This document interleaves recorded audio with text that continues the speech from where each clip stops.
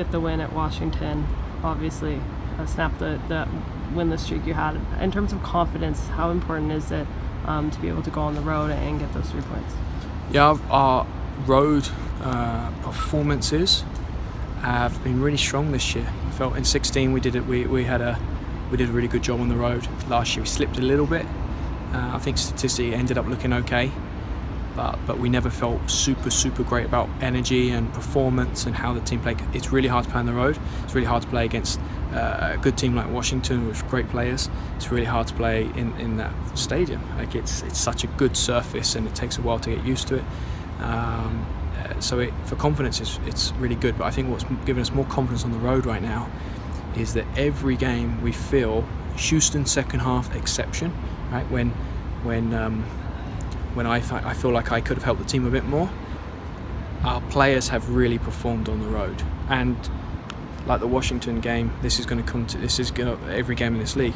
We had really good moments and we controlled moments, and we had some moments where we had no control and we had to defend and we had to be solid and we had to be compact and we had to keep them away from our penalty box and creating chances. We went through periods of that. So great confidence, but the performance of again turning up and performing on the road, it's hard to do that as a West Coast team heading to the East Coast. It's a tough job, and really proud of the professional performance. It was the first time that we were trying some things, and to do that in that place is hard. We learned some lessons on some of those new looks and new pictures, and we did some things really well. It was a good stepping stone. 3 points, massive. Result, massive. Performance was good. But we need to build on it. You talked about how you feel the performances on the road have been this year. What do you guys need to do then to kind of reclaim that dominance at home after a few tough results? What we did really well last week was zoom in on just the biggest details that we felt would give us the biggest advantage in that game, without getting too complicated and look at we're at home or away. I mean, being here in this stadium in front of these fans and on this surface where we train and be every day, it is a huge advantage, and it's been a huge strength. In 14-15 the team struggled here, and something that we've made a part of what we've been over the 16-17 and for a flash in this season at the beginning is to be dominant and strong. We got to recover from last week, and we got to train well, and we got to be ready with the most critical details, keeping it simple. What are the biggest details that will give us the advantage to start well in this game and then finish well? Staying specific to details is the focus, and it will be a great feeling being back after being on the road. I'm sure that will help the group, and it'll be great playing in front of them after a win and bringing that confidence into the game. What did you feel like you've learned from the first game against Utah on the road that you're going to need to know for Friday's game? Really organised, especially defensively. I think playing Kansas the last couple of years, when you got Becky Sauber in a centre back, it's so hard to break that unit down with her in it or get any looks on her, because she's obviously just class, absolute class. And we found that in Utah. It's followed that group, that they got a great back line with good organisation, and it's tough to cause problems. We got to embrace that as a good challenge, and we've got to bring out the best in what our players can do individually and bring that together as a group. We've got some big weapons.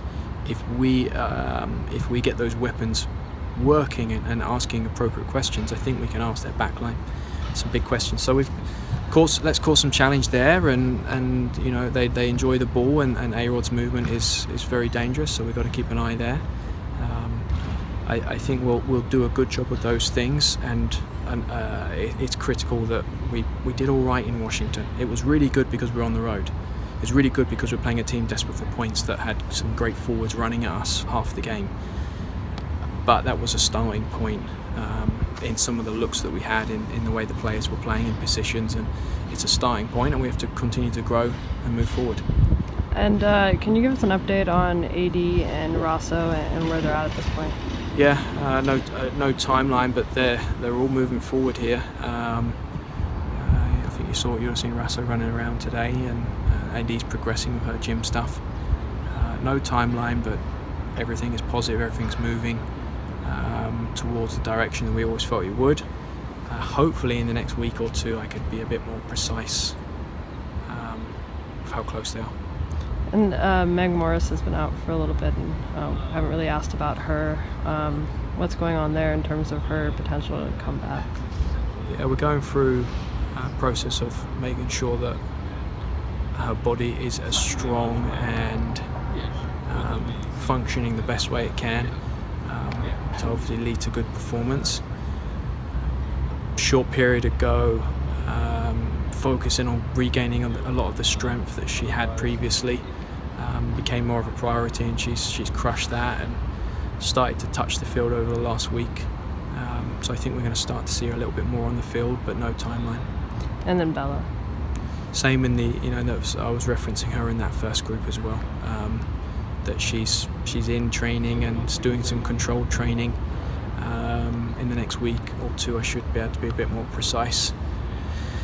Muscle injuries she had, so it's not as easy to just dive straight in because it's not just the muscle she hurt. It'll be other muscles that haven't done the work over the last 3-4 weeks.